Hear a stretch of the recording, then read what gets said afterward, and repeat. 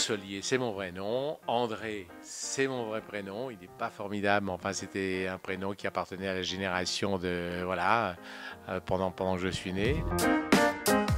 Quelquefois, quand il y a des bons scénarios et des beaux personnages, on ne peut pas passer à côté, quoi. Vraiment, c'est une série qui a été initiée par un producteur, Gérard Monnier et Francine Lucère, et puis aussi la RTS qui s'est lancée à fond dans cette histoire, dans cette série de 6 fois 1 heure, et qui raconte la vie d'un grand organisme humanitaire. On ne dira pas de nom, mais voilà, qui raconte beaucoup de choses de la Suisse, comme souvent c'est le cas dans les séries qu'on fait dans les pays maintenant, ou qui creusent en profondeur un peu et qui révèlent des choses qu'on connaît mal. Surtout en Suisse, c'est toujours un peu discret. Il y a une neutralité à laquelle les Suisses tiennent beaucoup, surtout dans un organisme comme ça qui est, comment dire, qui a un rayonnement mondial et c'est raconté à la télévision dans une histoire, donc c'est une révélation pour les spectateurs.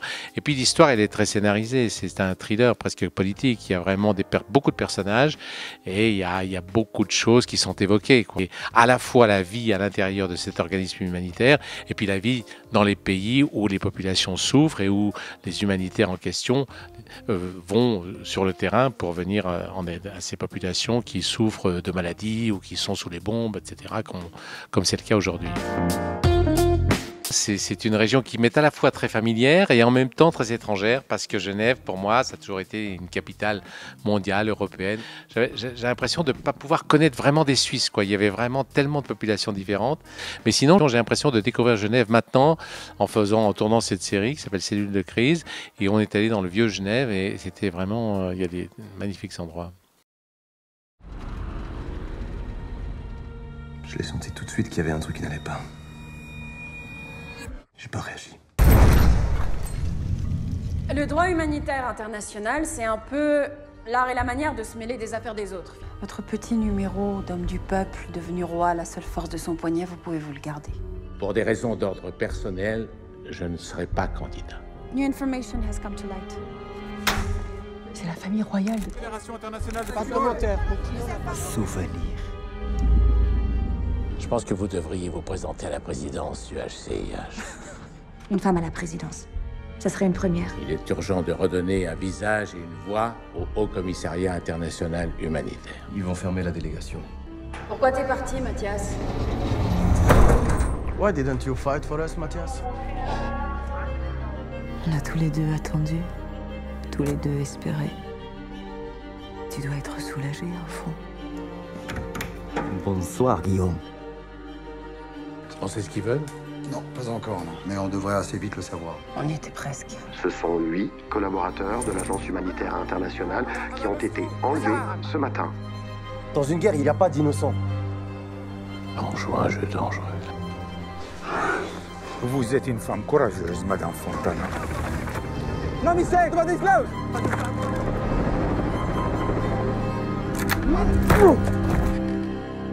C'est bientôt fini.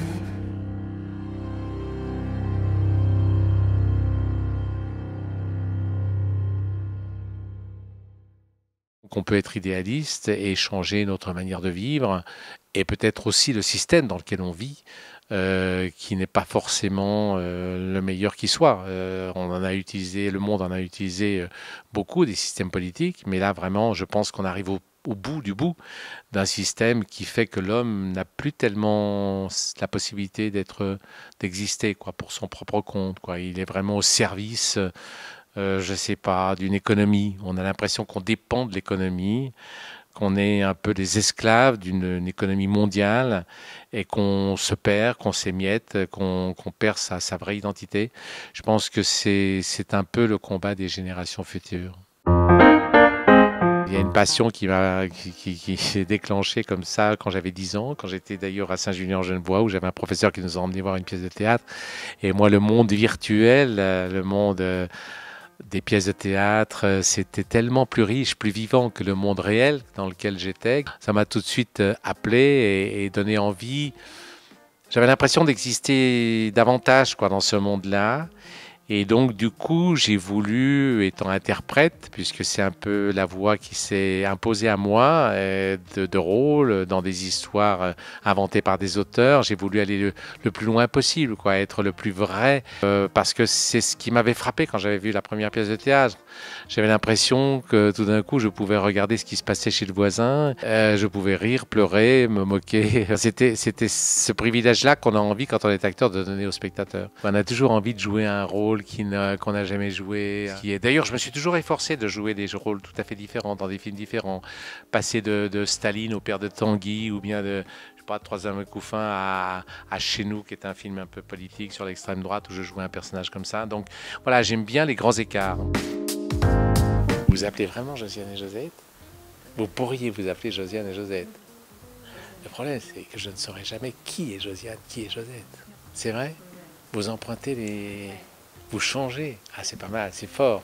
C'est ça la femme, hein. La fameuse. C'est Josiane et Josette, en fait, c'est ça. C'est tantôt Josiane, tantôt Josette. Ça y est, je viens de la rencontrer.